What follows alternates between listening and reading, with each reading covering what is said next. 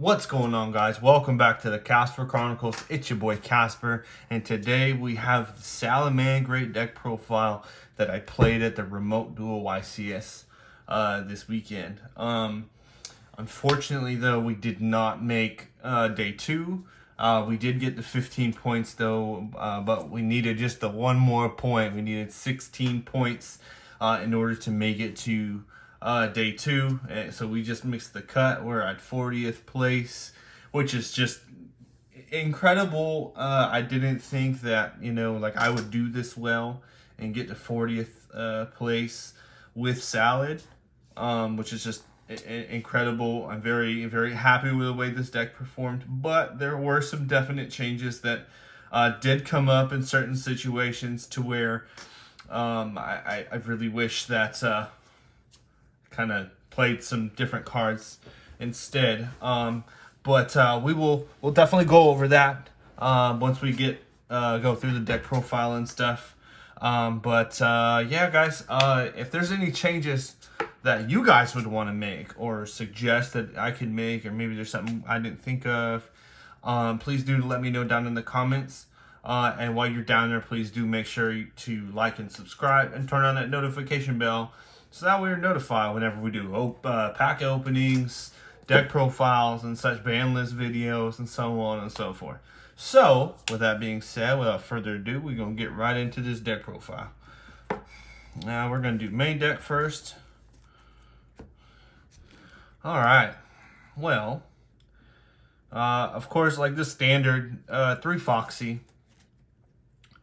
Now, a little different this time around because Stalio is back. You do have to play 3 Spinnies, so that way you have an additional discards, additional ways to get level 3s on the board, so you can go into Stalio and go that whole play.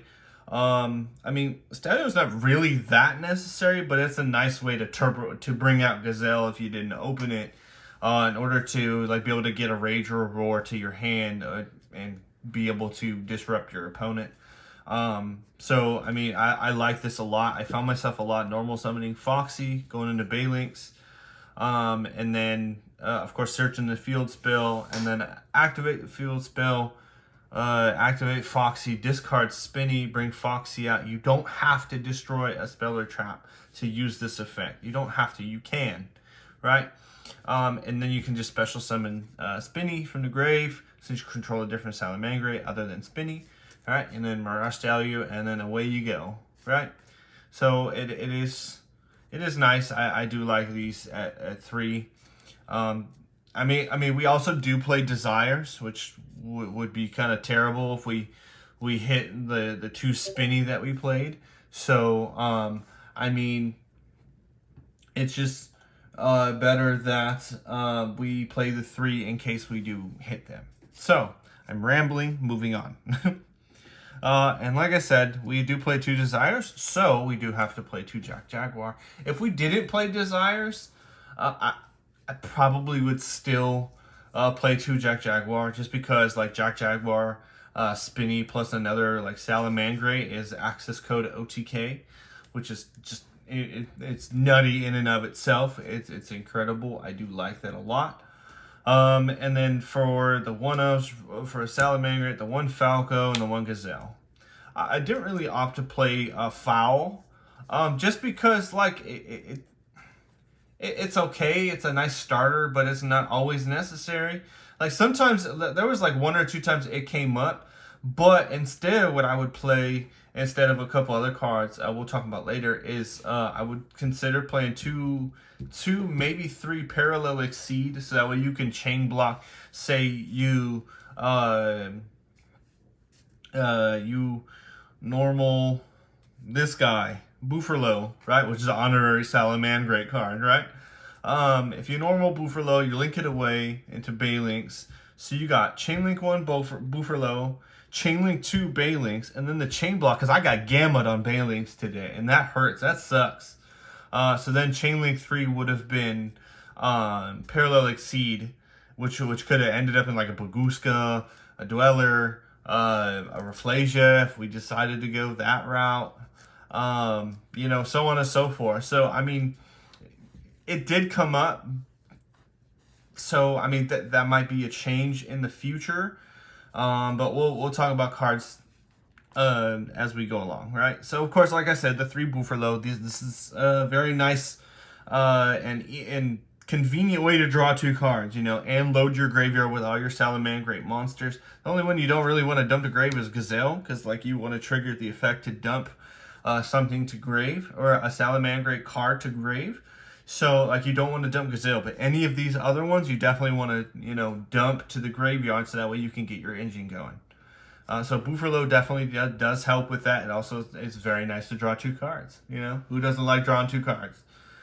And then for the 1C Archiver, see, I always found myself siding this out, so this could be coming out for one of the 2 parallel exceeds. It honestly could stay. There's some other cards in here that potentially are going to come out for sure, because they really didn't come up at all. It was kind of disappointing, and like when I drew them, it was just kind of a dead card. So Archiver could stay, or it's going to come out for a parallel exceed. I'm not entirely sure yet. But that is all of the little monsters here. All right, let's move on to the hand traps. So, of course, Imperm is absolutely incredible, this format. Right? Imperm is just a way to stop the Drytron Exceed. It's a way to stop Kagari from getting that Engage back. As you know, like Striker players love to cycle through Engage at least twice. Just any to stop anything, it's really incredible. So I mean, Anaconda has. I did play against a couple of decks today that had Anaconda, and Imperm was clutch, as well as the 2 Veilers. A part of me wanted to play 3. Like one of the reasons I didn't play 3, honestly, is because I don't have the 3rd ulti. But at the same time, like I wanted to make room for other hand traps as well, which the hand trap lineup is probably going to get slimmed down a lot. But I just didn't want to get hit by Triple Tactics talent. I didn't, fortunately enough, today, but I mean, it is possible to get hit by that. So,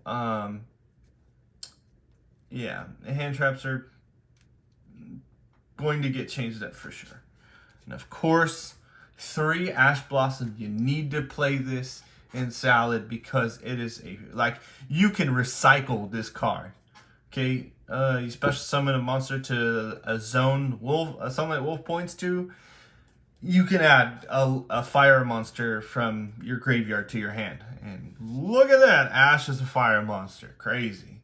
So if you use it like an Ash, like a Gamma or something, like you Ash a Gamma or something, cool. Ash, special Jaguar, or a special something to the zone Wolf points to. Add Ash back to hand, and then proceed to do your thing. And then past turn, you have an additional disruption, right? So it is mandatory to play at 3, and it is a very good Yu-Gi-Oh card. Next, we only play 2 Bell. I really did miss the 3rd one a lot. I didn't think I was going to, but wowzers, I did. And instead of the 3rd one, I did opt to play the 3rd, a DD Crow, because I was just thinking in the mindset of, like if I open 2 Bells, I can only use 1, which sucks, So I wanted to have the additional, remove a card from the banish a card from the graveyard or whatever, which is why I played DD Crow. But this is probably going to come out and probably going to go to the 3 Ghost Bell, or it could even come out altogether, and that could be another spot for the other parallel exceed. But yeah, that's the hand trap lineup. That is 12. I can't count. 3, 6, 9, 10, 11. 11. Wow. Okay. Good job. But yeah, 11 hand traps. That probably going to change. Honestly, I'm probably just going to play the 3 Imperm, 3 Ash, two. I don't even know if I'm gonna play the 2 Veiler. I mean, I think I might just side the 2 Veiler, but definitely 3 Bell, 3 Ash, and 3 Imperm. It's probably gonna be the hand trap lineup, but we'll see moving forward. I'll have to do some brainstorming for sure. Well, moving on to the spells. You're playing a Cyberse deck. You have to play Silent Mining. This is also another way to get cards to your graveyard. Yes, it's been a while since Salad has been really a meta contender, right? But please remember that if you have Gazelle in hand or you search Gazelle off of mining and you discard a SalamanGREAT monster, right? Gazelle can trigger in your hand on resolution because a SalamanGREAT monster was sent to the graveyard. Please do not let anybody say that it does not happen like that. I had that happen today too. But this card is a mandatory 3 of. The secret's kind of expensive, but I mean you can go for the ultra. I think there's a super too. I'm not entirely sure, which is like $7-8 I think. Yeah, moving on. The other SalamanGREAT cards were 2 Will. I didn't really want to play 3 because the salad lineup is so small. This card helps you play through Nibiru, so that way you can have a reincarnated Link monster on the field in case they nib you and you have Roar on the field, because Roar's dead unless you have a reincarnated Link monster. So 2 is fine. Like, you don't want to see 3, or you don't want to play 3 because you're going to see it a lot.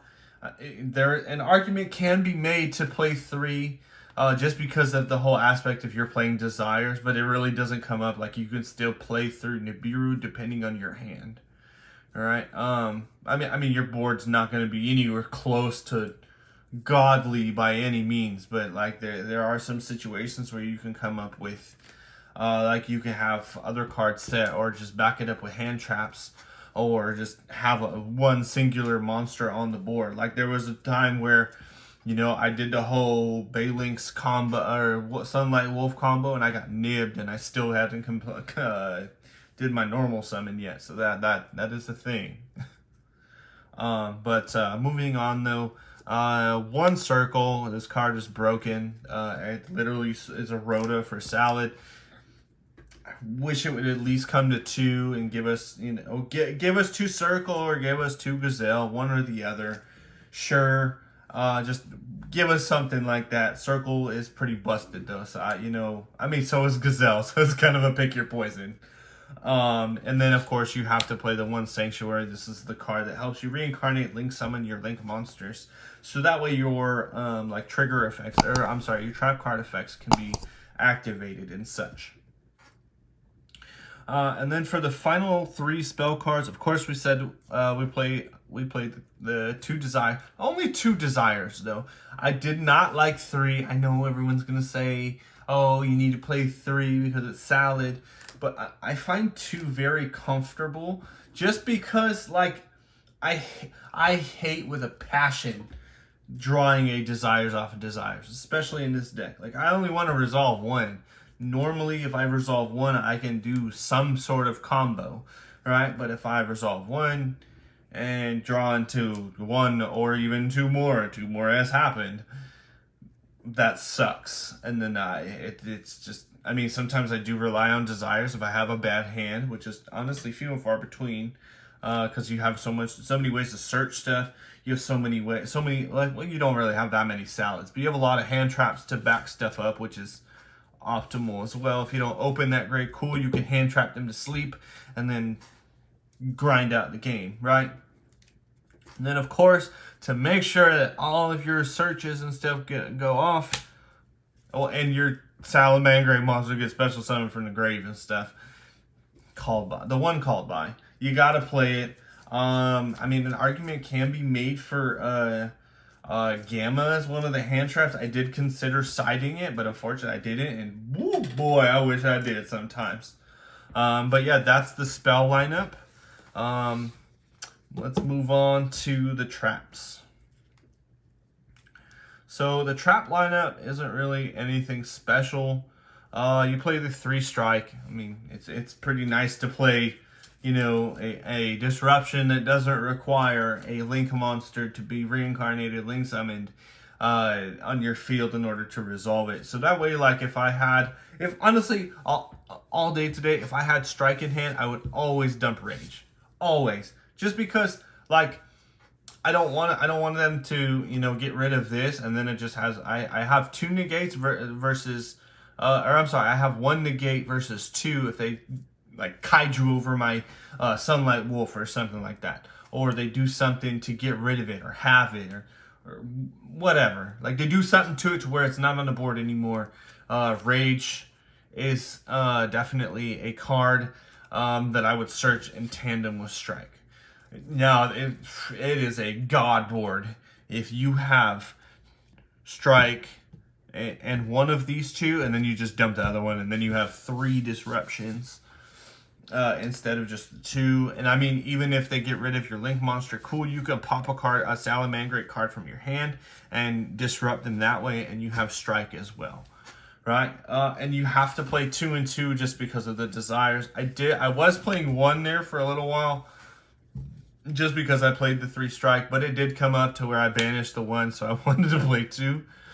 Right now, the main deck count is at 42. I do like it at 42 just because of playing Desires. But, I mean, if we didn't play the Desires, we would probably cut the 2 Desires and make it 40. And definitely change some stuff. Let's go off to the extra deck, right? So the extra deck is pretty standard, right? With the exception of a couple of things that could change. Of course, the 3 Balinks, the 3 Wolf, and the 2 Heat Leo. This is the standard SalamanGREAT extra deck lineup for the Salad monsters. It's a lot. I've seen some builds where they cut to 2 Balinks. You were out of your mind. Without Balinks, it's kind of hard to get your combo going. I mean, I guess you could play El Mirage to serve the same purpose, but Balinks is way better because it searches you the field spell in order to, you know, continue with your plays. And then, you know, everything else is pretty standard. The one card that I will change is definitely Nightmare Phoenix. This could have been a Hida. I did consider playing Hida, but I kind of opted for Phoenix instead, so that way I can go just have a back row removal, because Imperial Order's running around. There can be only one is running around, or any sort of floodgate is running around, and Phoenix is my out to that. But Phoenix literally came up 1 time today, so I would definitely cut this and play like a Baguska or something else, because I do have main deck outs to like Floodgates and Rage and such. So it's kind of a pick your poison, and I mean, obviously I chose wrong because we got 40th, and we did make say 2, but we did pretty good anyway. And then of course the typical access code package. If you cannot afford access code, because I know it is extremely stupid expensive, you can honestly get away with transcode. And then you can just do like additional rank, like XZs. You can play Phoenix in tandem with like Hida or Baguska or any other rank 4 that you feel is going to be good, like Dugalis, I think it is the one that came out. I think it's like Duel Power, Duel Overload, or something like that. I don't have it with me at the moment. But yeah, if you can't afford access code, like this package is completely fine. You can just play something like an additional something. But yeah, access code is godly. I mean, when you go this full combo, you cannot use Stalio's effect because then you're locked into fire. And if you go into Splash Mage, you can't do like Phoenix or anything because you're locked into Cyberse monsters for the rest of the turn on the activation of her effect. And all of these are Cybers. So yeah, that's it for the links. And then, of course, the XZs, the one Stalio, and I opted to play the one Dweller just because of Drytron and Striker just for the Ray. I was kind of a little afraid of Striker, but I was honestly more afraid of Prank Kids. Dweller is a god card against Prank Kids too because they can't activate any effects in the grave, which is just phenomenal. Yeah, that is the extra deck. Let's go off to the side deck here. A lot of stuff can change in the side deck here. So of course we have to play 3 Duel and Lockbird. A lot of decks search now. Dinos definitely get hurt by Duel and Lock now being Miscas at 1, so they have to hard open the Misc, or they have to search it, and then if you droll them on that, their turn is done because they can't Archosaur. I mean, they can do Oviraptor to dump something, and then figure out a way to get another. Well, I guess you can banish from hand too, like hard open, double evolution pill or something like that, to where they can have like Oviraptor Conductor or something like that. But like Droll is a pretty strong card. Argument can definitely be made for it to be in the main deck, but like Imperm and Ash and all them are definitely more feasible in this deck. Another card that is more than likely going to make it to the main deck is Phantasme. Every single deck that I played today, except for Guru Control, Link Summoned. You play in the mirror match, they Link Summon. Right? Every single deck Link summons, with the exception of a few, right? So Phantasme is almost like 98% live all the time. So Phantasme will probably find its way into the main. Not entirely sure where, but it will most definitely find itself in the main. I cited this in a lot today. And then 2 Nib. And the 1 Godarla. So the thought process behind this, right? I was expecting to see more Tri-Brigades for this, and they do play the barrier statue. Well, some builds do play the barrier statue. So like us under barrier statue with if they have Rendezvous in a grave, we can't really do anything, because we can try to crash. Cool, I'm gonna protect it with Rendezvous, and then they're gonna proceed to murder our face. So we definitely, I wanted to play 2. I really did not have room in here though, which is why we didn't play the 3rd Nib. At the same time though, almost all the time, if I sided in Phantasme, I also sided in Nib just because I wanted to use Phantasme to get to Nib. Like, I don't mind losing the Phantasme, that's fine. I would just rather, lose Phantasme, get rid of their entire board instead of, deal with like 12 negates, because Dragon Link is still a thing. Yeah, that's really the thought process behind that. For the spells, 3 Droplets and 2 Twin. Droplets is just more of a power card and to help get over big monsters, right? That's the issue with Salad. Like, you have to go into like Helio or Link Climb into Axis Code to get over big monsters, and sometimes that's just not feasible. So Droplets was in here just for that situation and that scenario. I do want to put it in the main deck. I don't see any room for it in there, honestly. But yeah, Droplets is at least going to be in the side for sure in this deck. And then of course the 2 Twin Twisters for backward removal. I opted for Twin versus Cyclone because Twin it helps you load your graveyard and such, and I guess Twin you can do it in the standby phase as well to get rid of the Prank Kids fusion, because they can only do that in the main phase. So 2 Twin is fine, and I mean we did play the 1 Imperial Order, as well as the 3rd form of Disruption from back row. I sided it in, I think, like 1 time today. So I mean this could change for another Twin, for another Nibiru, for another Godarla, or something completely different. Maybe even a reboot if control decks start to become a thing. But yeah, guys, that is the deck profile.